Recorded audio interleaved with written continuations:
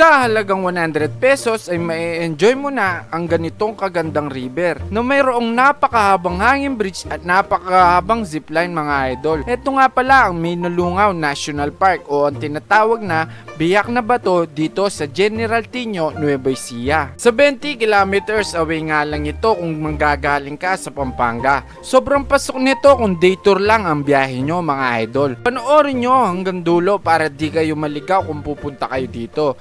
Kaya sit back and relax dahil tutur ko kayo sa Minalungaw, Nueva Ecija. Kaya tara, let's go! Alas 6 nga ng umaga nung magsimula kami bumiyahe. Pasok na nga ang oras na yan dahil napakalapit lang nito mga idol. Nasa 2 hours nga lang pala ang biyahe papuntang Minalungaw galing sa Pampanga. Pangatlong beses na namin palang balik dito sa Minalungaw kaya naisipan namin baguhin ang ruta namin mga idol. Ang usually talagang daan dyan ay yung Sagapan City. Pero pinili naming daan ay ang Candaba to San Miguel, Bulacan to Minalungaw. Para maiba naman mga idol. Eto nga ipapakita ko sa Google Map. Imbis na pag ganito, pag ganyan kami mga idol. Nako, sinasabi ko na sa inyo, pag ginawa nyo ang rutang ito ay aabot hanggang Bumbunan ang airlines nyo.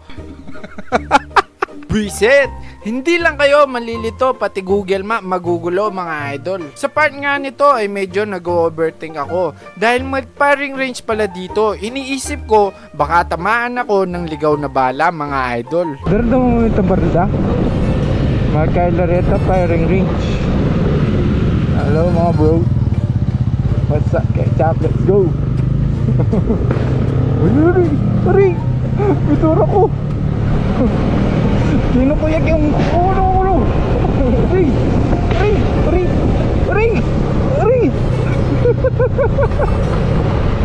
Ring! Bakas ako ko, ring!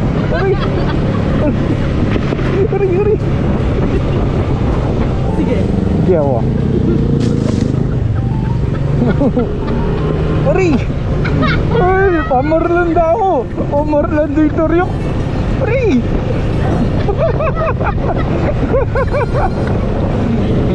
May mga nakasabay din nga pala kaming grupo dito na first time din dumaan dito mga idol. Kita ya dapat. Uy, kita tayo. Makasarayan mo rin.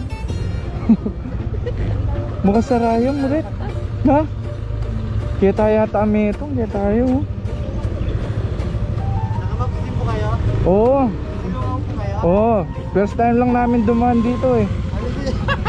Tumadaan talaga kami sa Nueva Ecija. Sarado, walang dito. Boss, walang daan. Tumadaan. At naghanap nga kami ng pwedeng mapagtatanungan kung may daan nga ba talaga dito mga idol.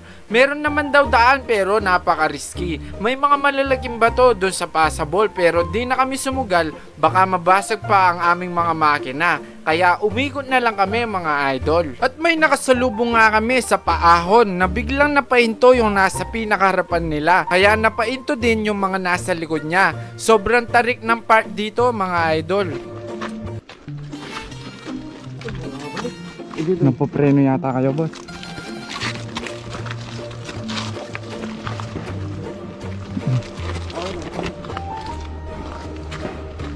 Walang daan. Papunta kayo Minalungaw, boss? Oo. Walang daan dyan eh. Daan? Oo. May mga kasabay din kami doon. Balik din? Di ko alam kung pinasok nila yung mabato. Hihirapi ko matapagkano. Malalaki daw yung bato doon eh. Okay na siguro yan.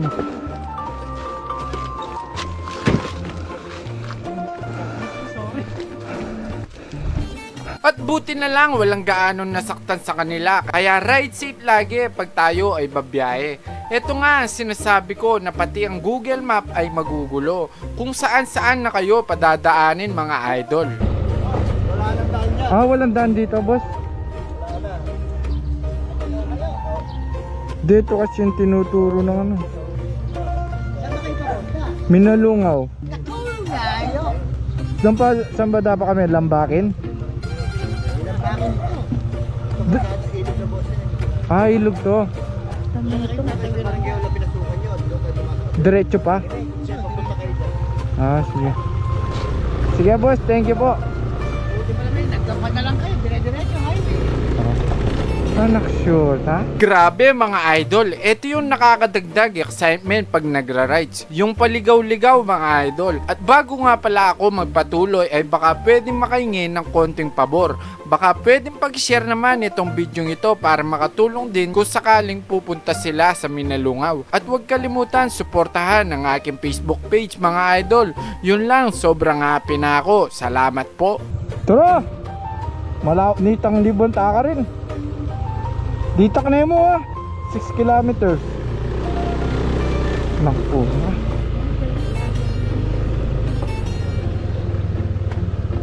Diretso lang yan ano. Mukhang yan yung dalan.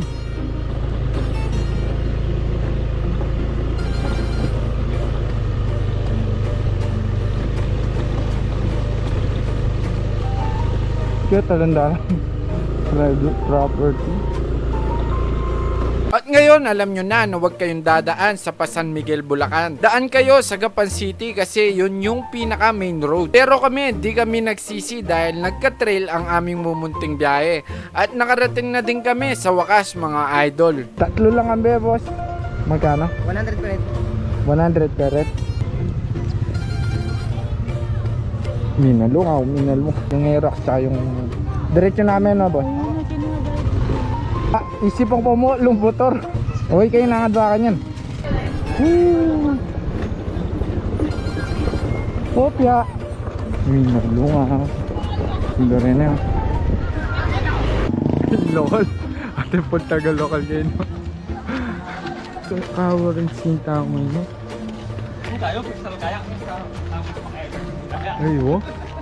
Pagkatapos namin magbihis ay agad na kaming umarkila ng balsa. Ang bayad pala sa arkila ng balsa ay 1,100 pesos. Good for 6 to 8 packs na yun mga idol. At dahil sobrang napagod kami sa biyahe ay mas na-appreciate nga namin ang ganda ng Minalungaw. Talagang Instagrammable ang place na ito mga idol.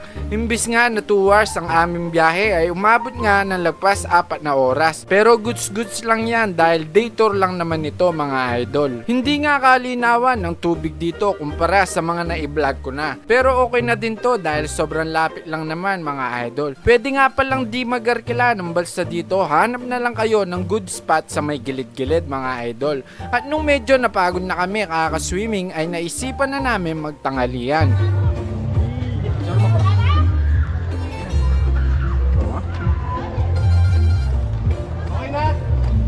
Kain tayo mga idol. At kahit ganitong simpleng outing lang basta kasama ang mga tunay na kaibigan ay isang napakagandang alaala na dadalhin at di natin malilimutan hanggang sa pagtanda natin mga idol. Kaya nga pala, ang bayad nga pala sa zipline ay 100 pesos lang. May medyo mababa at may medyo mataas. Meron nga din pala ditong 1,000 step so di na namin pinuntahan kasi galing na din kami kasi dati doon mga idol. At napakasarap nga ng pakiramdam nung kumulimlim at umulan ng malakas mga idol. Ito nga pala ang POV pag nasa gilid kayo ng biyak na bato.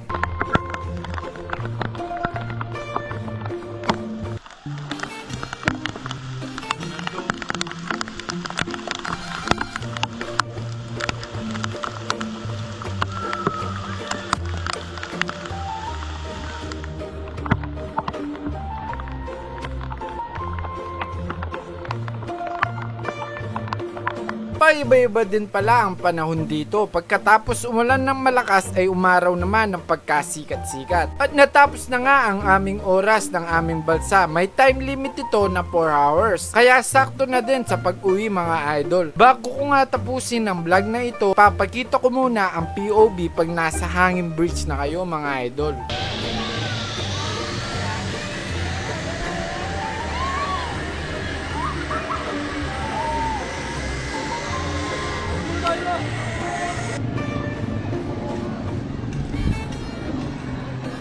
At siguro dito na magtatapos ang pagtuturgo sa inyo sa Minalungaw, Nueva Ecija. At sana nakatulong ang bidyong ito para malaman ang pinakamaayos na daan. Salamat din pala sa mga nakasama ko sa biyahe na to. Sobrang nag-enjoy tayo. O siya mga idol, hanggang sa susunod na vlog, huwag kalimutan mag-follow, like, and share. And I always thank you so much for watching. Goodbye.